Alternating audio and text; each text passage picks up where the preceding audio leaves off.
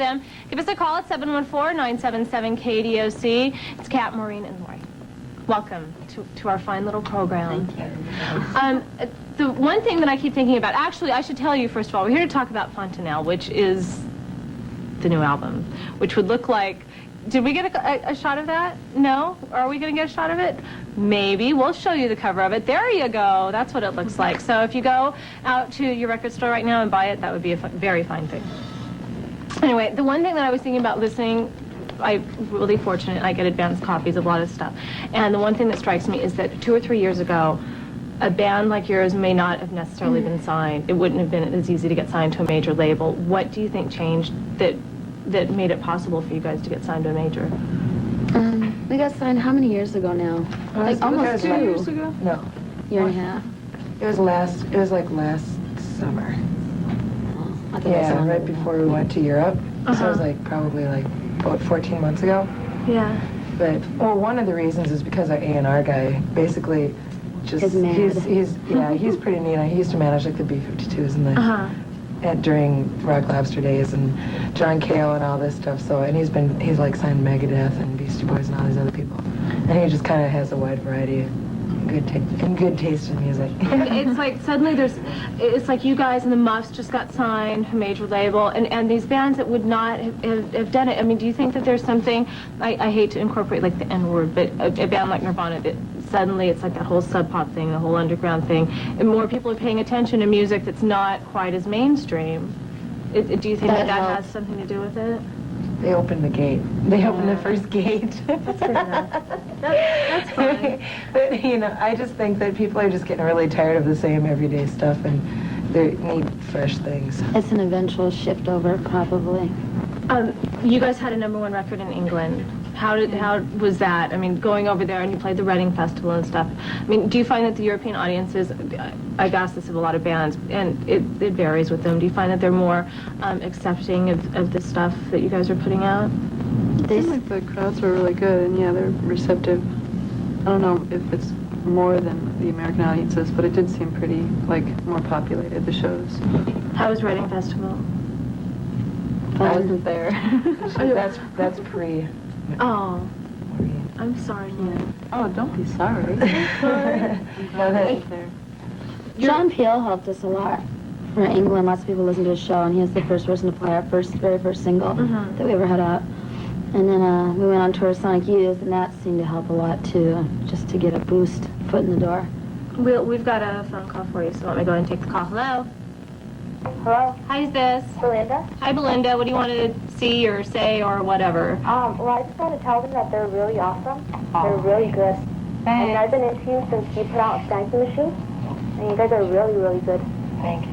And also, I want to see your video, Bruce Violet. Hey, that's convenient. We can play that for you. Do we have it? Yeah, we've been playing it for a long time. Actually, I think we played it before anybody. All right. The glory of live TV. We get it right out of the box. So we'll do that. If you have a question, give us a call at 714-977-KDOC. If you're caller number 9 right now, you get tickets to see LSD at the Whiskey on November 7th. It's presented by Golden Voice. Coming up, you're going to see Carnival Art, Sucker Punch. That's for Josh in Silver Lake. But right now, here is Babes in Toyland. The song is Bruce Violet. And Anyway, there'll be lots of scary fun with my old pal Freddy Krueger in Nightmare on Elm Street 5, The Dream Child. welcome back to Request Video. If you're callers number 17 and 18 right now, you get a pair of tickets to see Steel Pulse at Universal Amphitheater on October 28th. That would be Wednesday night. Babes in Toyland is here, and if you have a question for them, then call us. You guys know the number. I'm tired of telling you. You're smart enough to have remembered it by now. Trust me.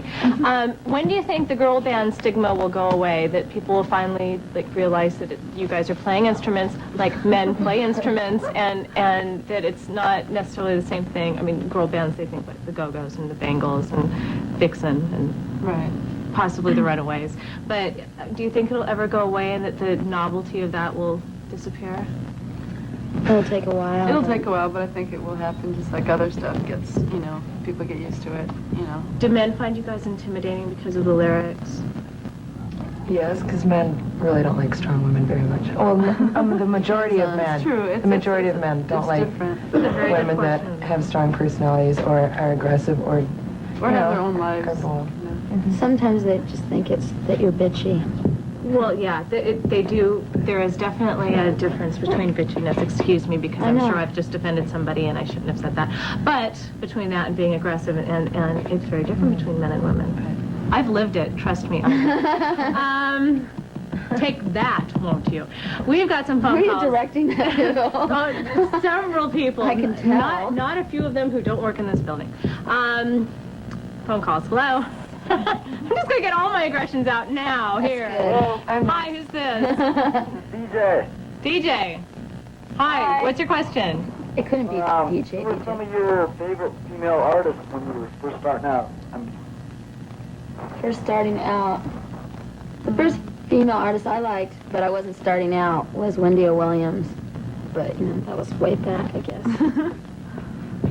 I like Patti Smith a lot. Yeah. I used to live in New York and go and see her perform and stuff. She's excellent. She still is really great.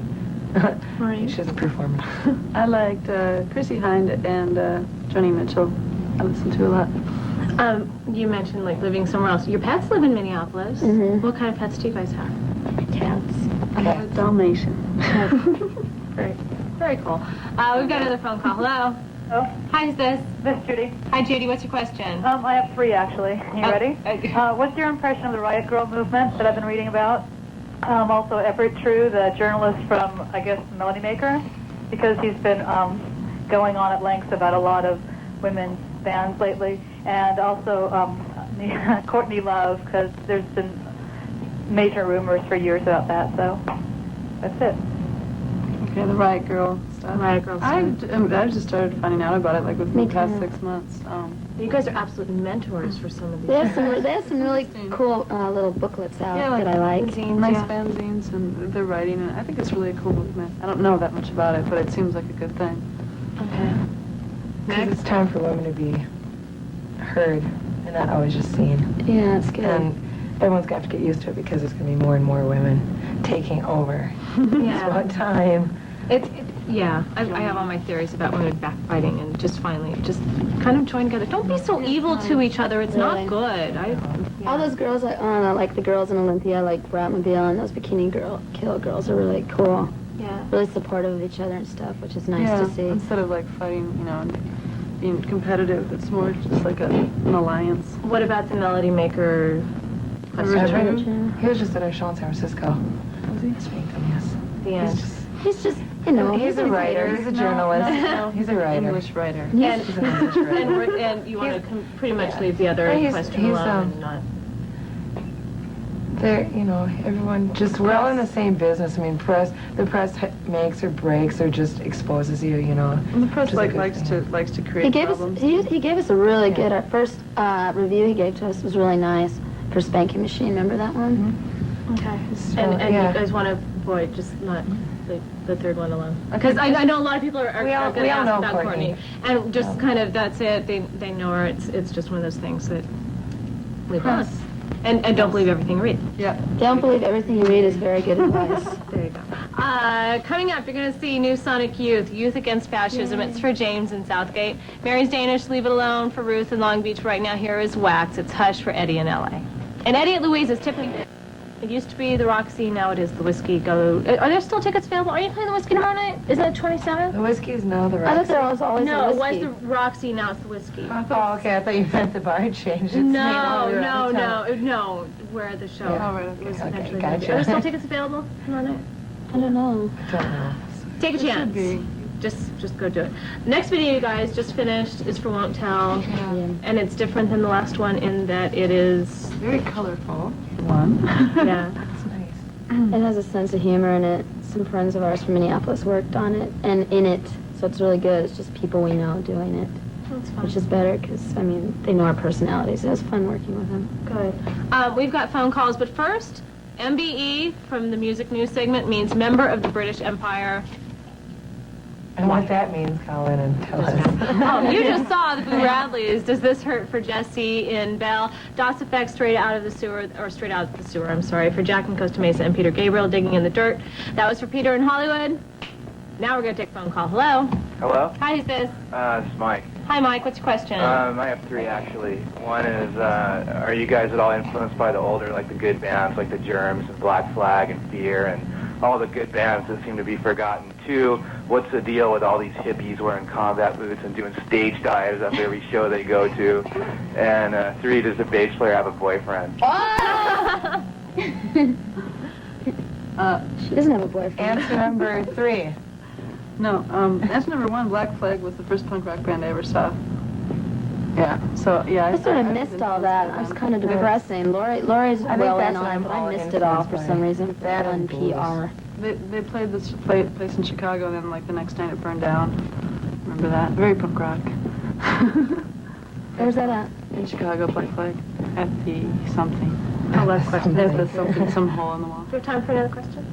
Oh, Claudia, no, we don't. I'm sorry. He had 3 questions. I Who don't know. knows about those I want to hippies? know about the hippies stage diving. Oh, I don't know. We'll have They're to have happy. them on tomorrow They night want to shows. spring out. Go to a tomorrow show and just ask them when they do it. Pull them aside and say, excuse me, why? And hopefully with any luck at all, you get your excuse. What do you say? Nothing. Mike. Caller number 8 gets a pair of tickets to see Luna 2 at the Whiskey on November 5th, presented by Golden Voice. We're going to leave you with the B-52's Good Stuff. It's for Anthony and San Bernardino. Tomorrow, Thrasher from KNAC will be filling in for me and other people the rest of the week.